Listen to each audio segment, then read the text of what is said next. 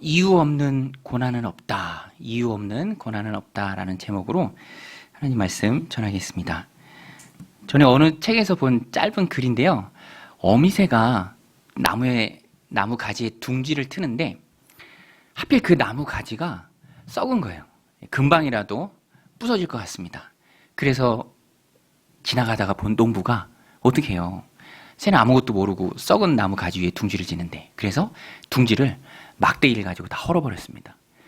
농부의 마음을 알 리 없는 새는요, 저 사람이 왜 저러나 지지 않고 또 그 썩은 나무 가지 위에 둥지를 짓습니다. 농부도 그냥 두면 안 되니까 또 헐고요.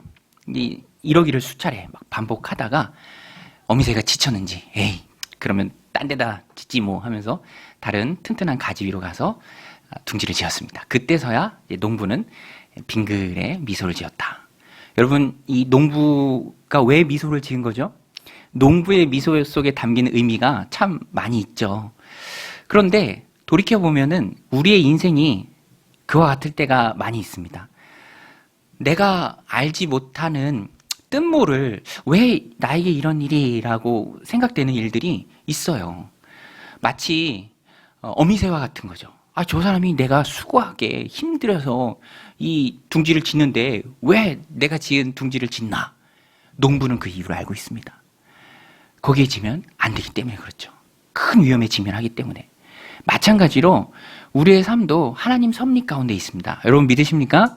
우리의 삶이 하나님 섭리 한 가운데 있어요.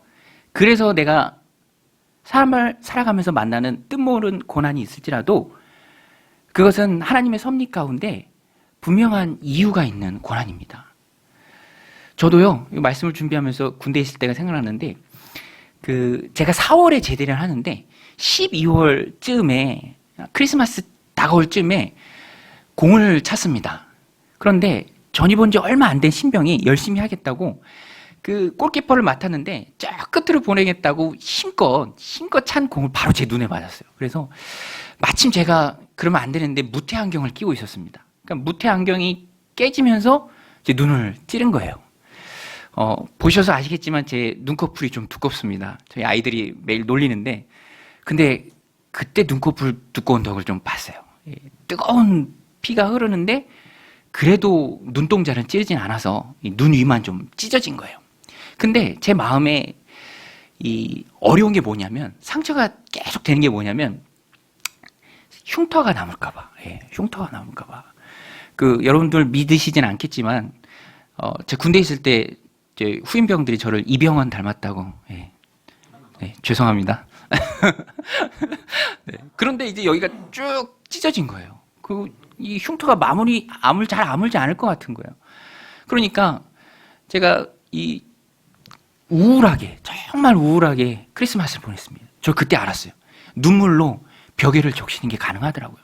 이렇게 누워있으면 이 흉터 난다고 군의관이 머리 감지 말라 그래서 물 들어가면 안 된다 그래서 열흘 동안 안 감았습니다. 근데 생각할수록 다른 사람들 좀 안타깝게 보고, 4월의 저녁이니까 얼마 있으면 집에 가는데 그런 일이 있으니까. 그러니까 누우면 눈물이 나는 거예요. 왜 나에게 이런 일이, 왜 나에게 이런 일이. 그죠? 그런데 열흘 지나서 실밥을 뽑으러 가는데 그 군의관님이 신앙이 있으신 분인지는 잘 모르겠어요. 그런데 저랑 대화를 하면서 제가 이렇게 얘기했어요. 군의관님, 너무 속상해요. 저 4월의 저녁인데 이런 일 당해서 속상합니다. 그런데 그 군의관이 저한테 이런 얘기를 해줬어요. 저는 그 얘기가 이후에 제 삶에 이 가치관을 바꾸는 얘기가 됐어요. 그 군의관이 이렇게 말씀해 주시더라고요. 야, 넌 그래도 다행인 줄 알아라, 임마. 너랑 똑같이 공 차다가 공이 안경 맞아서 깨져서 입원하신 원사님이 한 분 계신데 그분은 눈동자를 찔러서 한쪽 눈이 실명됐다. 그리고 너는 얼마나 감사하냐. 근데 그 얘기를 딱 듣는 순간 너무 감사한 거예요. 감사한 일들이 막 그때부터 보이지 않았던, 전에는 너무 속상하고 너무 억울하고 이 얼굴에 흉터 계속 가지고 가야 될 것 같은데 그랬는데 이제는 감사한 게 막 보이기 시작해요. 감사한 게 몇 가지 떠올랐는데, 마침 제가 근무하던 부대가요, 군인병원이었어요. 국군병원이어서 응급실을 운영하니까 운동장에서 공 차다가 응급실까지 1분도 안 돼서 왔습니다. 그러니까 얼마나 감사해요. 병원 부대에서 공 차다가 다치니까 얼마나 감사합니까? 기관병이라고 군의관님도 옆에 있는 그 의무병도 다 제 후임들이고 아니까 기관병이라고 촘촘하게 얇은 실로 잘 꼬매줬습니다. 지금 뭐 거의 흉터도 안 나죠.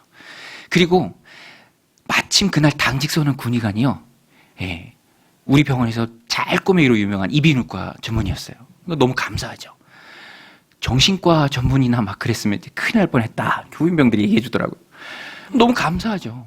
그리고 가장 감사한 것 중에 하나는 뭐냐면 안경이 깨지는 그 찰나의 순간에 그래도 눈동자가 아니라 눈꺼풀이니까 얼마나 감사합니까? 그래서 저는 그 사건을 통해서 처음에는 왜 나에게 이런 일이, 왜 나한테 이런 일이라고 생각했지만 왜 그런 일이 일어났느냐? 감사를 보는 눈을 하나님이 저에게 주시기 위해서. 그래서 저는요, 지금도 다른 사람들은 좀 안타깝게 생각하는 상황 속에서도 신기하게도 저는 그 가운데 있는 감사가 보여요. 감사가 보여요. 아, 그래도 이러니 얼마나 감사한가. 감사가 보여요. 그리고 하나님이 나를 얼만큼 사랑하고 아끼시는지를 그 사건을 통해서 깨닫게 되는 거죠. 여러분, 이유 없는 고난은 없는 줄로 믿습니다. 할렐루야. 모든 고난이 다 하나님의 섭리 가운데 있습니다. 택하신 하나님의 백성이기 때문에 모든 것이 하나님이 합력해서 선을 이루시죠. 그래서 우리는 이런 믿음을 갖고 있어야 합니다. 오늘 본문도 그 얘기를 우리에게 해주고 있어요. 바울이요, 갑자기 고난을 당합니다. 여러분 생각해 보세요. 바울이요, 하나님 말씀에 순종해서 소아시아가 아닌 에게해를 건너서 유럽으로 왔습니다. 그 첫 번째 성이 빌립보예요. 마게도냐의 첫 성 빌립보. 대단한 도시죠. 그리고 사역을 시작하면서 첫 번째 유럽의 최초 회심자 루디아를 만났습니다. 루디아는요, 성공한 사업가고요, 섬기는 은사가 있어서 그를 통해서 교회가 정말로 신실하게 세워지고 있는 과정이었어요. 그러니까 잘 되고 있습니다. 잘 되고 있어요. 든든하게 잘 되고 있습니다. 그런데 갑자기 생각지도 못했던 고난이 닥쳐옵니다. 매를 맞고요, 감옥에 갇혀요. 그 사건의 발단이 바로 귀신 들린 여종을 치료한 사건입니다. 우리가 너무너무 잘 알고 있는 사건이죠. 귀신 들린 여종이 빌립보에서 전도하는 바울 일행을 악착같이 쫓아다니면서 얘기하는 거예요. 뭐라고 얘기하냐면, 이 사람들은 지극히 높은 하나님의 종으로서 구원의 길을 너에게 전하는 자다. 여러분, 이게 맞는 말인가요? 틀린 말인가요? 맞는 말인가요? 틀린 말인가요? 맞는 말이죠. 귀신이지만 하나님 앞에 꼼짝없이 진실을 얘기하는 겁니다. 그 입을 통해서 나오는 말은 진실이에요. 아, 위대한 하나님의 종으로서 구원의 길을 너에게 알려주는 사람들이다. 그런데 여러분, 제가 한번 여쭤볼게요. 메시지가 있고요, 메신저가 있습니다. 둘 중에 어떤 게 더 중요합니까? 메시지와 메신저. 네, 그렇죠. 둘 다 중요해요. 둘 다 중요해요. 그런데 이 귀신 들린 여종이 하는 메시지는 진리예요. 사실입니다. 그래요. 맞는 말이에요. 그런데 메신저가 엉터리예요. 귀신 들렸잖아요. 그러니까 다른 사람이 볼 때 귀신 들린 사람하고 같이 사역하네? 라는 인식을 주는 걸 바울은 너무 꺼려했던 거예요. 그게 부담스러웠던 거예요. 사람들에게 오해를 줄까 봐. 그 이단 중에 유명한 그 신천지 이단이 있죠. 우리 교회도 자꾸 편지를 써요. 그러면 우편함에 그게 1층에 꽂혀 있어요. 우리 교회 우편함에. 그럼 저는 그걸 보자마자 얼른 빼서 버립니다. 왜냐하면 복음이 소중한데 혹여라도 누가 보고 이 편지가 여기 교회 우편함에 꽂혀 있네. 혹시 무슨 관계가 있나? 편지도 주고받는 사이인가라고 오해받기가 싫어요. 그래서 금방 빼서 버립니다. 근데 바울도 똑같았던 거예요. 당시에 로마 헬라 문화권에서는 앞날을 알려는 사람들이 많았습니다. 그래서 귀신의 힘을 빌어서 점치는 사람들에게 많은 돈을 지불하고 점을 쳤어요. 그런데 사실 그건 다 가짜죠. 여러분, 미래는 누구 손에 달려 있습니까? 하나님 손에 달려 있어요. 귀신의 힘을 빌려서 점치는 사람들이 과거는 혹 맞출 수 있는지 모르겠어요. 그러나 미래에 대해서는 맞출 수 없죠. 그런데 그 귀신이, 아무것도 모르는 그 귀신이 따라붙은 거예요. 여종이 아니라 여종의 안에 들어있는 귀신이 문제죠. 그래서 바울이 며칠은 참다가 나중에 도무지 참지 못하고 그에게 말합니다. 오늘 말씀 17절, 18절인데 우리 같이 한번 읽겠습니다. 시작. 그가 바울과 우리를 따라 소리 질러 이르되 이 사람들은 지극히 높은 하나님의 종으로서 구원의 길을 너희에게 전하는 자라 하며 이같이 여러 날을 하는지라. 바울이 심히 괴로워하여 돌이켜 그 귀신들에게 이르되 예수 그리스도의 이름으로 내가 내게 명하노니 그에게서 나오라 하니 귀신이 즉시 나오니라. 귀신을 쫓아냈습니다. 여러분, 귀신을 쫓아낸 것, 여종을 괴롭히던 악한 존재인 그 귀신을 여종 안에서 죽게 한 것, 쫓아낸 것, 잘한 일인가요? 잘못한 일인가요? 잘한 일입니까? 잘못한 일입니까? 잘한 일이죠. 칭찬받을 일입니다. 한 영혼이 귀신에 의해서 심하게 괴로움받고 있는데 그 영혼의 영적 문제를 바울이 그리스도의 권능으로 치료해 줬는데, 귀신 쫓아내 줬는데 얼마나 잘한 일입니까? 칭찬받는 일이죠. 주인들이 와서 칭찬을 해야죠. 고맙다고 감사하고 사례를 해야죠. 그런데 주인들은요, 돈에 눈이 먼 사람들입니다. 돈 하는 사람들이에요. 귀신이 나가는 즉시 여정을 통해서 들어올 돈줄이 끊긴 거예요. 그 수익의 소망이 끊어진 걸 안 거예요. 그러니까 이 사람들이 분노합니다. 바울과 바나바의 멱살을 잡고 빌립보에 파송된 로마의 관리, 치안 유지관 같은 거예요.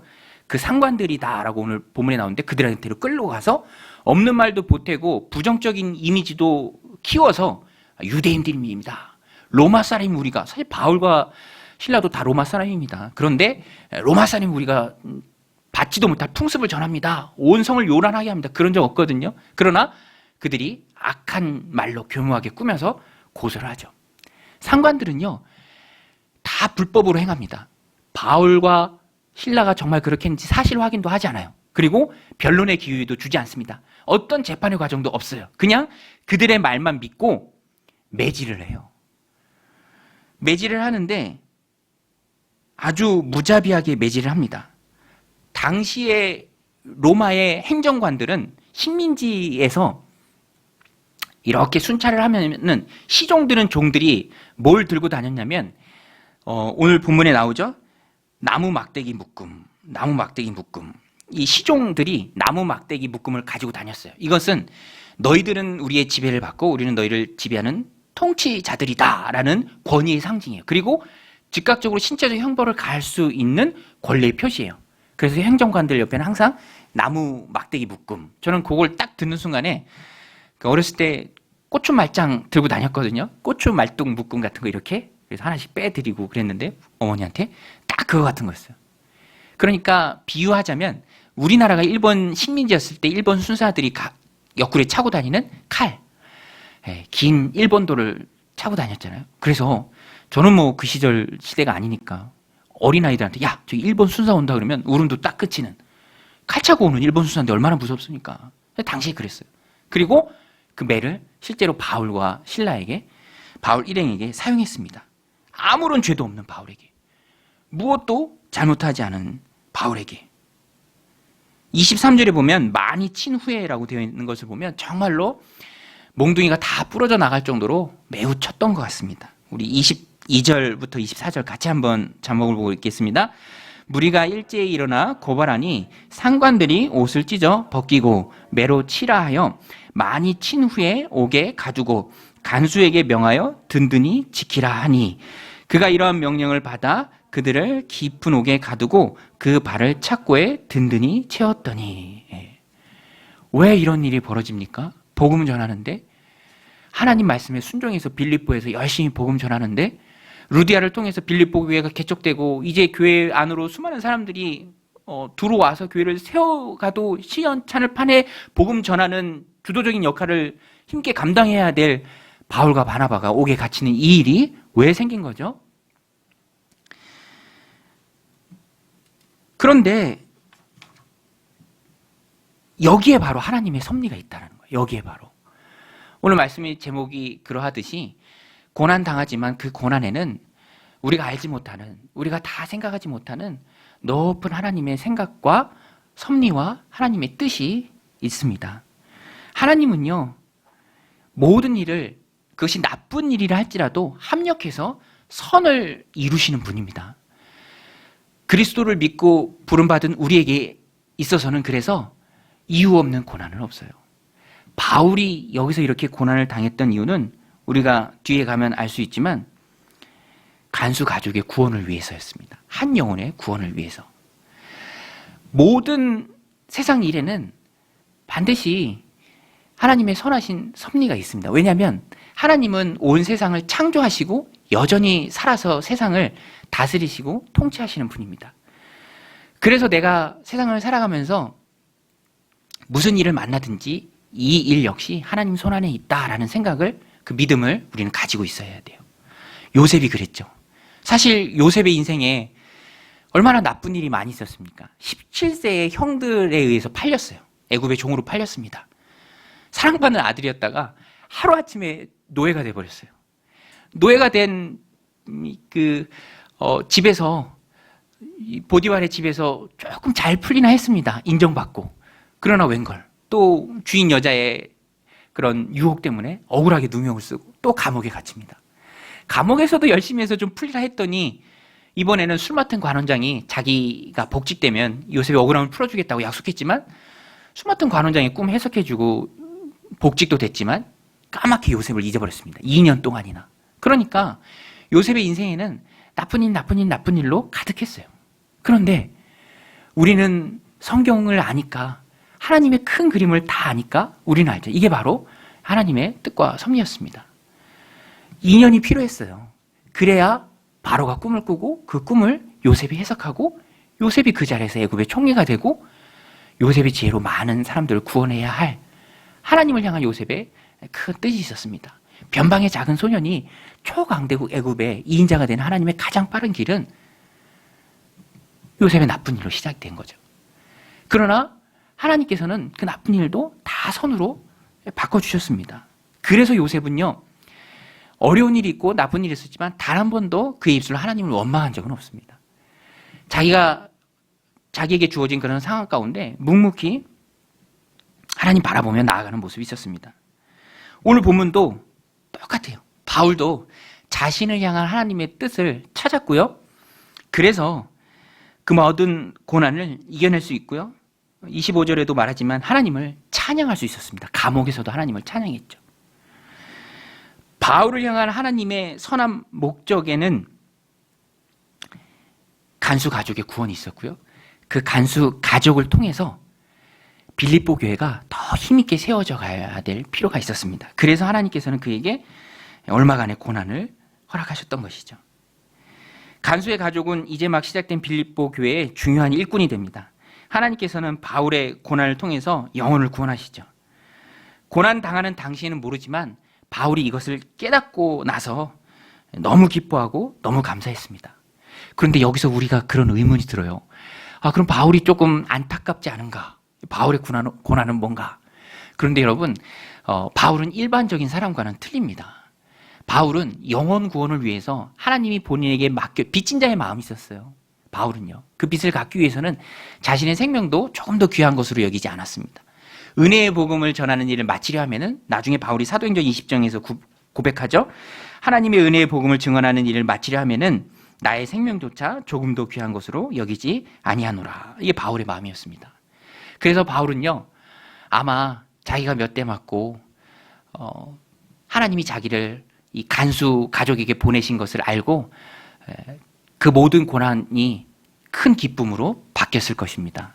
저도 그런 바울의 마음을 이해할 수 있어요. 저도요, 이 교회 이제 섬긴다고 하면은, 이제 교회를 시작한다고 하면은 안타깝게 보는 사람들이 참 많이 있어요. 어떡하냐고, 목사님 어떡하냐고.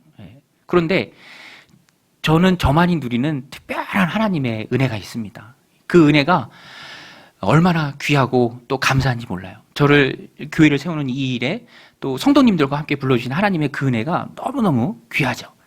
그래서 목회자들끼리는 얘기합니다. 나는 다른 목사님 안 부럽다. 똑같은 거예요. 저도 그래요. 하나도 안 부럽습니다. 왜냐하면 하나님 부어주신 은혜가 있기 때문에. 바울에게 그랬습니다. 바울에게.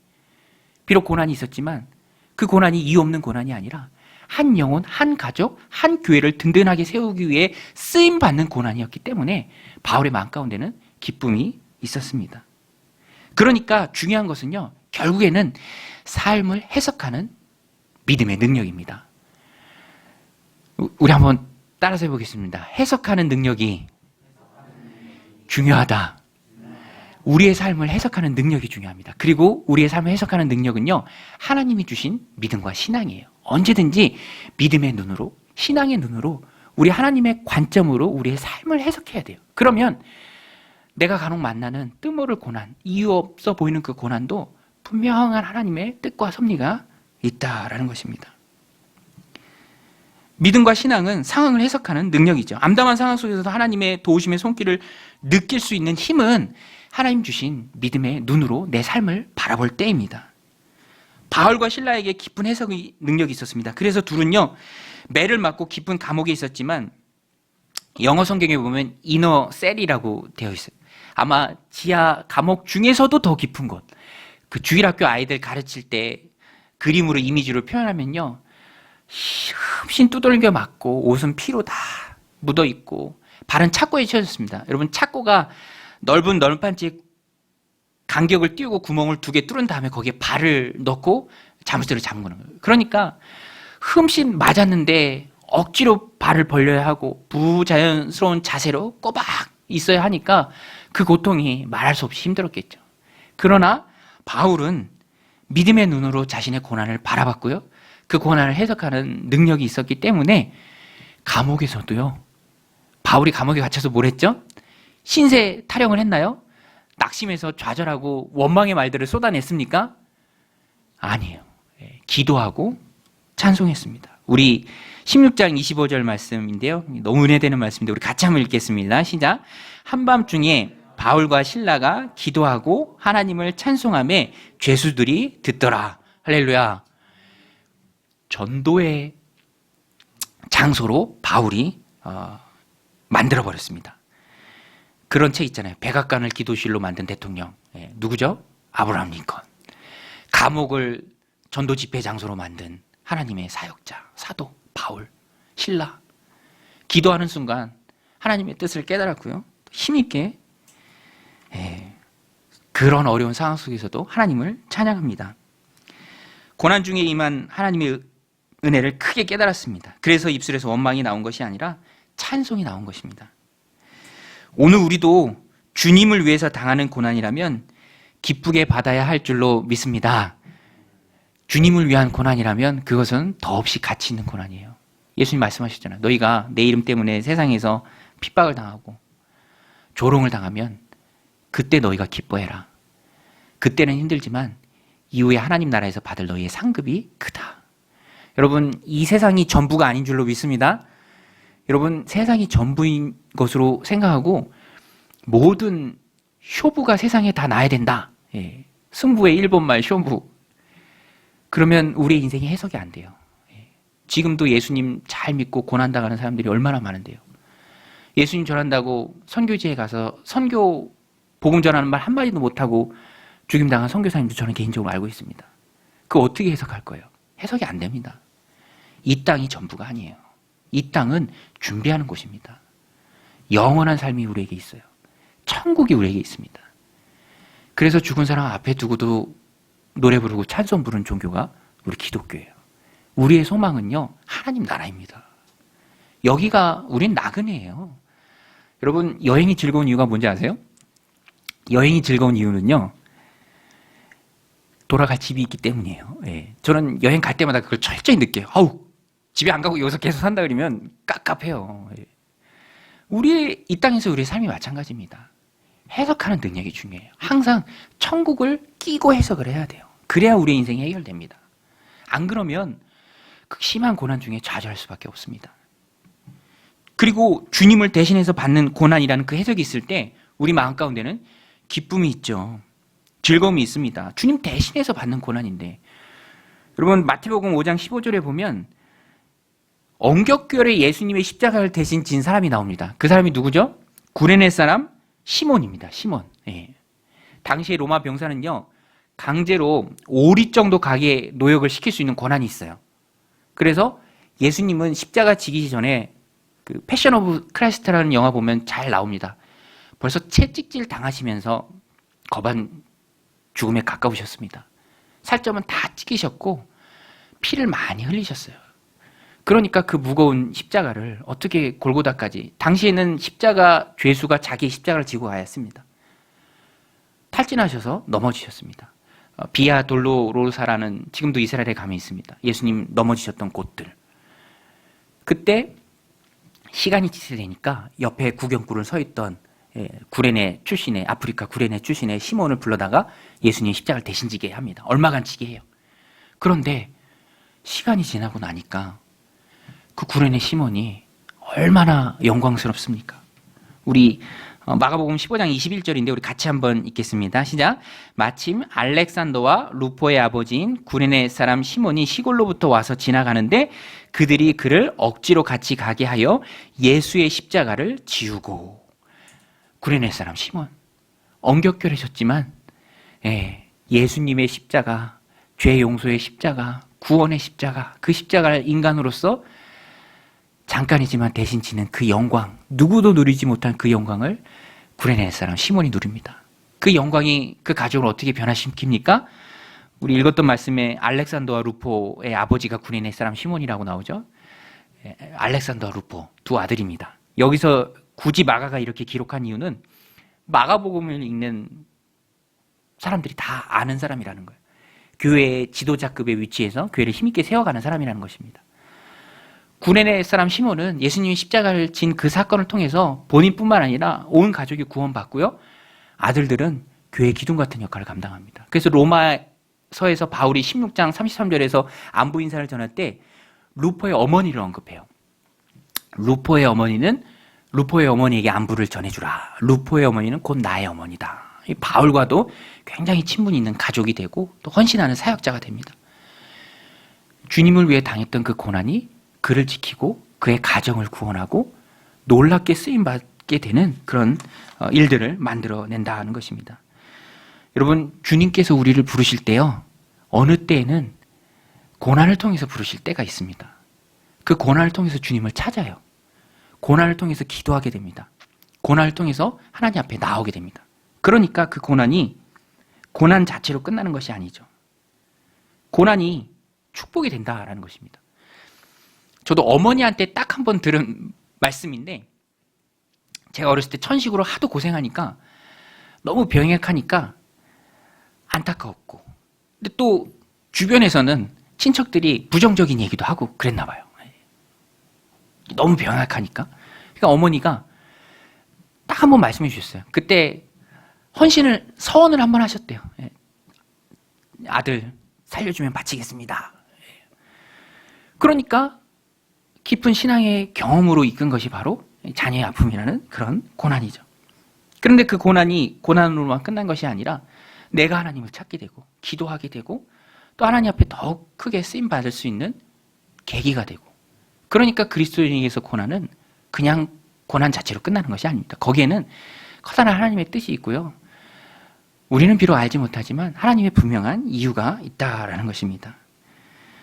예수님을 닮게 만드는 것이 바로 고난이죠. 예수님 닮으면 나중에 우리가 받을 영광도 크다라는 것입니다. 그러므로 오늘 우리는요, 믿음의 눈으로 우리가 처한 상황을 해석해야 합니다.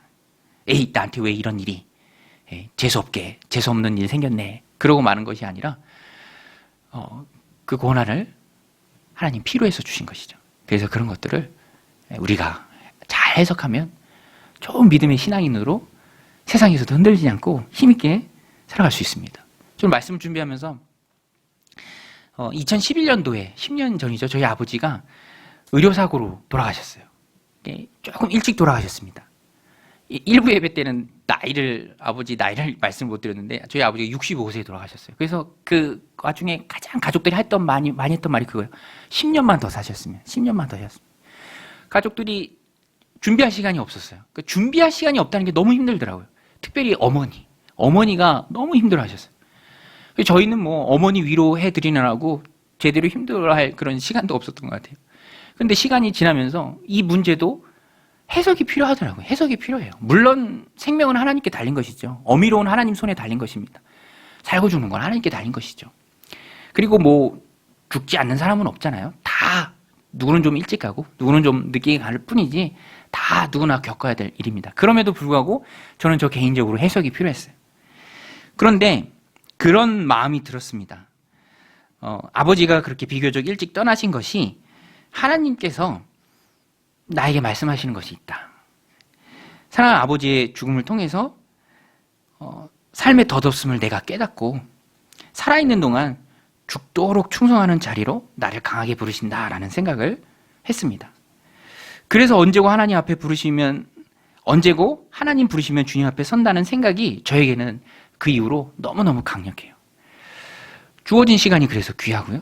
또 목회하는 것, 주님을 위한 사역, 목숨 걸고 하는 거죠. 언제고 하나님 부르시면 하나님 앞에 서야 하니까. 그것으로 저는 하나님의 뜻을 받고 하루하루를 살아가니까 그때부터 마음이 좀 편안했습니다. 아마 우리 가족들이 서로 공유는 하진 않지만 각자 나름대로 다 기도하면서 얻은 해석들이 있을 거예요.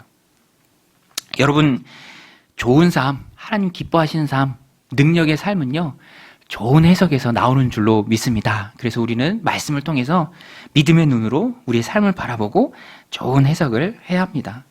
바울은 많은 고난을 받았지만 다 이겨냈습니다. 고난보다 이후에 주어질 영광에 집중했기 때문입니다. 바울은 현재의 고난보다 나중에 자기에게 주어질 영광을 바라봤고요. 내가 지금 이 겪는 고난보다 나중에 얻을 그 유익은, 그 영광은 비교할 수 없는 것이다 라고 바울이 일평생 그 말씀 붙들고 삽니다. 로마서 8장 17절 18절에도 고백하는데 우리 같이 한번 읽겠습니다. 시작. 우리가 그와 함께 영광을 받기 위하여 고난도 함께 받아야 할 것이니라. 생각건대 현재의 고난은 장차 우리에게 나타날 영광과 비교할 수 없느니라. 여러분, 지금의 고난은 장차 우리에게 주어질 영광과 비교할 수 없을 정도로 큰 것인 줄로 믿습니다. 이 믿음 가지고 우리가 하나님 주신 삶을 살아가야 합니다. 이 믿음은 내 삶을 바라보는 성경적인 또 믿음과 신앙의 좋은 해석으로부터 우리에게 주어집니다. 바울과 신라처럼 오늘 우리도 인생을 잘 해석하는 은혜가 여러분들 가운데 있으시길 바랍니다. 그래야 인생을 살다가 뜻모를 고난을 만날지라도 이 역시 하나님 필요해서 주신 것임을 믿고 다 이겨내는 여러분들이 되시기를 주님의 이름으로 간절히 축원드립니다. 우리 아무것도 염려하지 말라라는 찬양인데요. 같이 가사를 생각하면서 함께 찬양하고 기도하겠습니다. 아무것도 두려워 말라. 아무것도 두려워 말라. 주 나의 하나님이 지켜주시네. 놀라지 마라. 겁내지 마라. 주님 나를 지켜주시. 아무것도 두려워 말라. 아무것도 두려워 말라. 주 나의 하나님이 지켜주시네. 놀라지 마라. 겁내지 마라. 주님 나를 지켜주시. 내 맘이 힘에 겨워, 내 맘이 힘에 겨워 지칠지라도 주님 나의 힘이 되시네.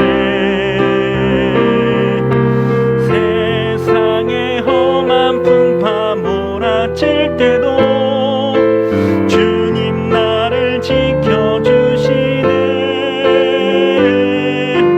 주님은 나의 산성, 주님은 나의 요새, 주님은 나의 소망, 나의 힘이 되신 여. 주님은 나의 산성, 주님은 나의 산성, 주님은 나의 요새, 주님은 나의 소망, 나의 힘이 되신 여호와. 네, 우리 같이 말씀 생각하면서 함께 기도하시겠습니다. 고난의 때에도 하나님의 섭리가 있음을 믿습니다.